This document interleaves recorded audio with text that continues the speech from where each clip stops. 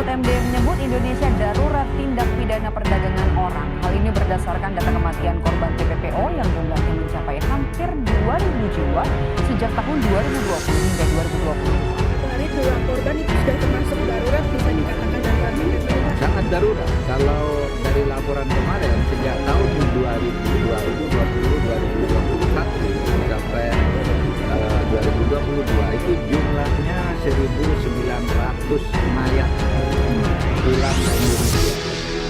Dan saya kira ini segera kita tindak lanjuti dengan mengambil langkah-langkah penegakan hukum dan tentunya mapping saat ini sedang kita laksanakan dan dalam waktu dekat kita akan segera mengambil langkah dan tentunya sesuai dengan komitmen kita akan tindak tegas siapapun yang terlibat di dalamnya dan tentunya tim saat ini sedang mempersiapkan diri untuk mulai.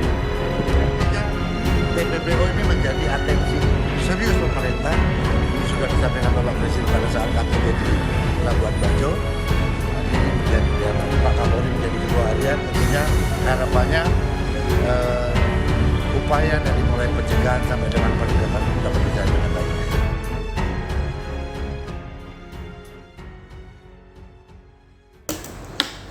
Halo Sobat Catatan Jurnalis, terima kasih udah mampir lagi di channel ini. Ada sebuah permasalahan yang memang sampai sekarang ini menjadi catatan penting bagi masyarakat. Faktor ekonomi menjadi salah satu menyebab terjerumusnya masyarakat ke sebuah aktivitas yang menyebabkan permasalahan-permasalahan hukum di negeri ini. Yang kita diskusikan hari ini adalah tindak pidana perdagangan orang. Nah, tindak pidana perdagangan orang ini tentu menghimpun tentang permasalahan bagaimana sih masyarakat tersebut dapat terjerumus ke hal tersebut. Jadi juga di sini kita akan berdiskusi dengan anggota DPRD Provinsi Sumatera Selatan yang tentunya dalam pengawasannya juga menghimpun permasalahan-permasalahan tersebut. Sudah bersama saya hari ini Kakanda Saiful Fadli. Apa kabar Kak? Waalaikumsalam. Salam sehat. Salam sehat. Luar biasa ini hari ini. Bagaimana nih aktivitas nih? Kita nih agak sebelum jauh-jauh dan tegang-tegang nih tentang apa namanya TPPO ini ya, yang menyebabkan terjerumusnya masyarakat terhadap sebuah permasalahan-permasalahan itu. Gimana aktivitas kita sehari-hari sekarang? Iya, sesuai dengan agenda dan tupoksi kita ya, melayani, menerima aspirasi masyarakat ya, dan mengawal aspirasi masyarakat. Ini terus kita lakukan, dan di DPRD Provinsi Sumsel sendiri dalam waktu dekat kita akan melakukan paripurna pemberhentian kepala daerah, karena mulai 1 Oktober Pak Gubernur ini sudah tidak menjabat lagi. Artinya sekarang kita lagi proses pembahasan APBD, menyelesaikan apa namanya hal-hal yang terkait dengan capaian RPJM dari Pak Gubernur seperti itu. Oke, ini disenggol dikit nih kawan-kawan Sobat Catatan Jurnalis. APBD. APBD ini berkaitan juga dengan hajat hidup masyarakat di Sumatera Selatan ini. Nah, kita menyambung sedikit nih ini Kak Saiful. Jadi kan memang seperti apa sih kalau Kak Saiful sendiri melihat pergerakan ekonomi di Sumatera Selatan ini sendiri, sehingga kan mungkin banyak nih ada yang timbul minat masyarakat untuk mencoba bekerja sampai ke luar negeri. Jadi kita berkumpulnya itu dari Sumatera Selatan ini dulu nih. Ya, menarik. Ya, jadi beberapa hari yang lalu kami Komisi 5 baru berkunjung ke BLK, Balai Latihan Kerja Dinas Tenaga Kerja di Provinsi Jawa Barat. Ternyata mereka mempunyai BLK yang apa namanya mempunyai segmentasi. Ada yang namanya BLK Mandiri. BLK Mandiri ini khusus untuk orang-orang yang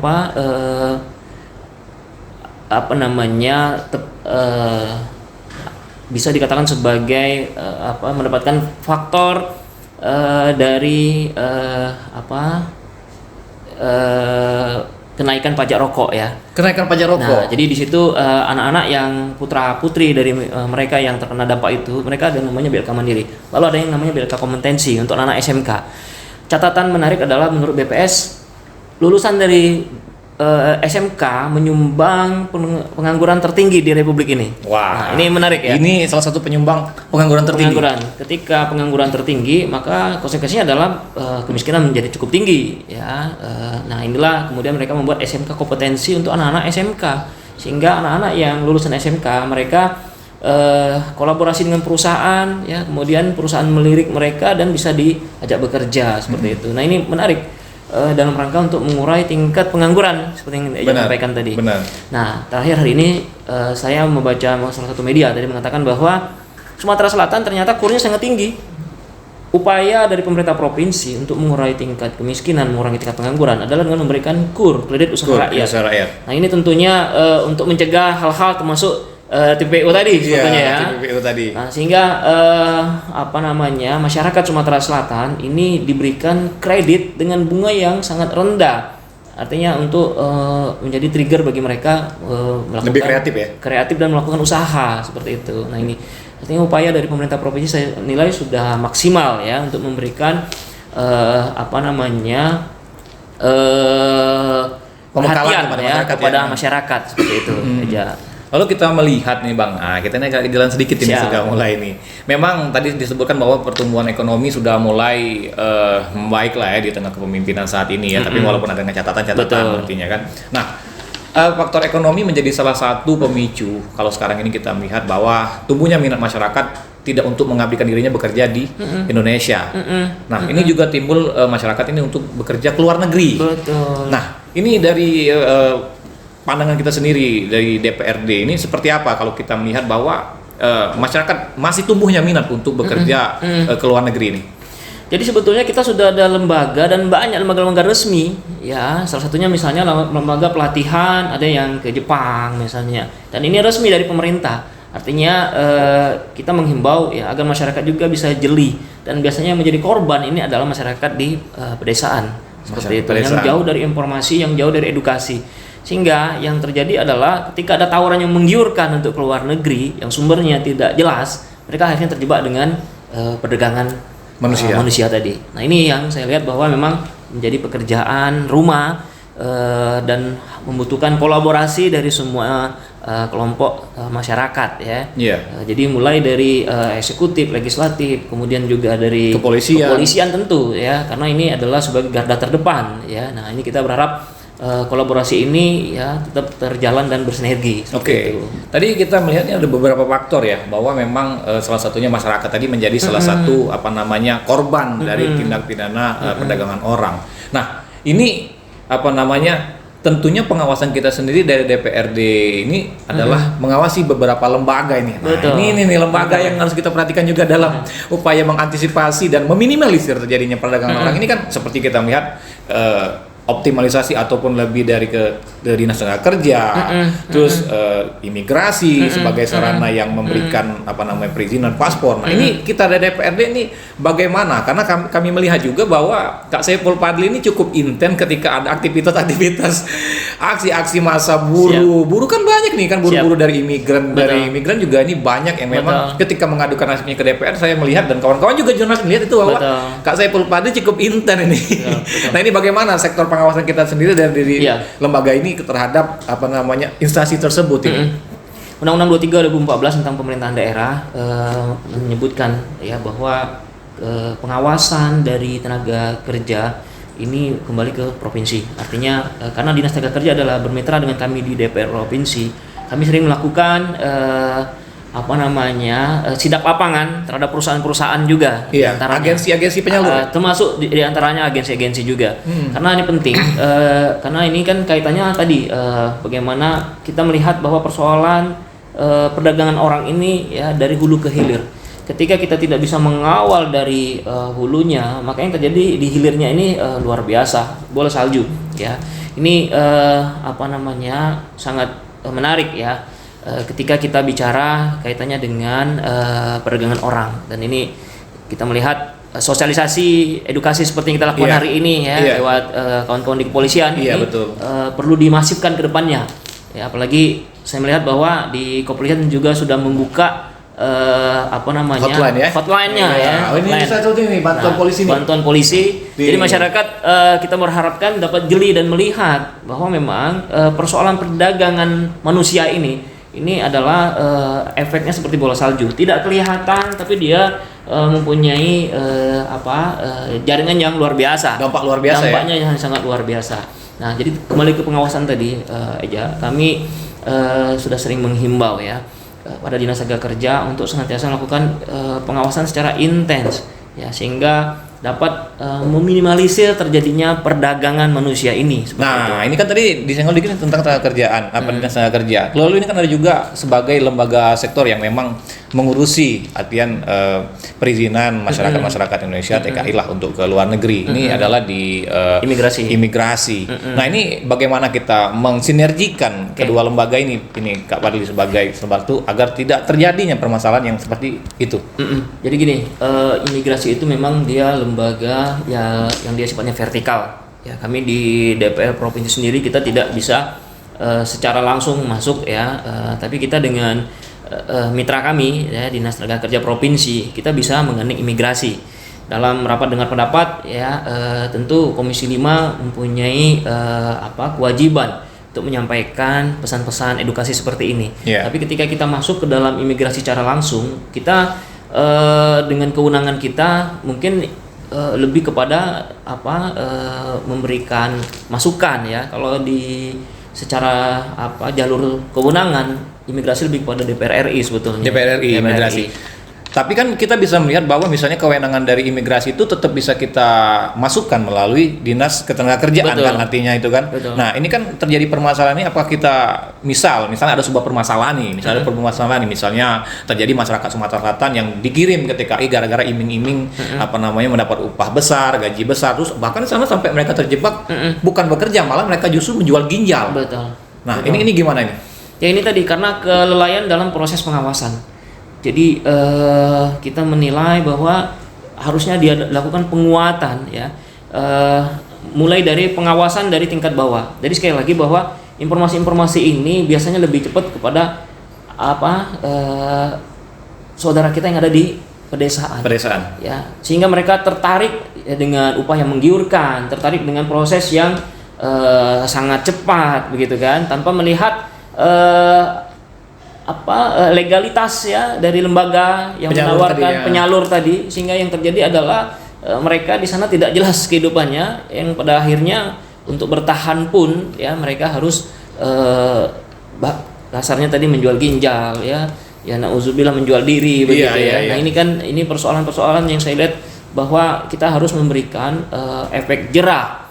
Ya, efek jerah kepada lembaga-lembaga yang dia memberikan dampak yang merugikan seperti ini. Gitu. Nah, ini kan DPR nih. Selain DPR kan ada juga lembaga yang cukup berkompeten di bidang tersitu adalah dari kepolisian.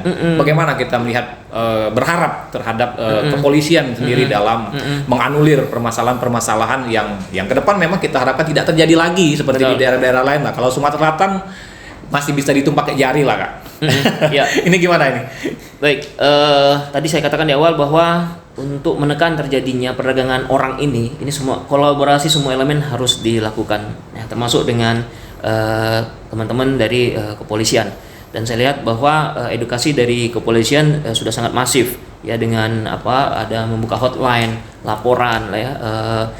Artinya masyarakat sudah sangat mudah ketika melihat ada tindak indikasi perdagangan manusia, ini polisi sudah membuka lebar pintu untuk menerima laporan itu, seperti itu.